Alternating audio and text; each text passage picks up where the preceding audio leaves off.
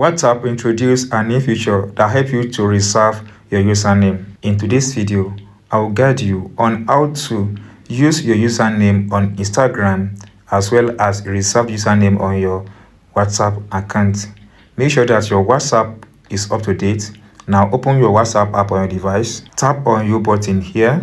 Tap on account. Tap on username. Now here you see this option, Instagram option. Tap on your Instagram option where you see Adijasper. Tap on it. Once you tap on it, it comes out like this. Your reserved username Adijasper will come out. If this is your username on your Instagram account, then you'll be able to reserve the same username you use on your Instagram account on your WhatsApp account. Then tap on done. So that's all, guys. You've been able to reserve the username you use on Instagram on your WhatsApp account. So if you enjoy what I've explained in this video and if you don't subscribe, please subscribe for more updates like this.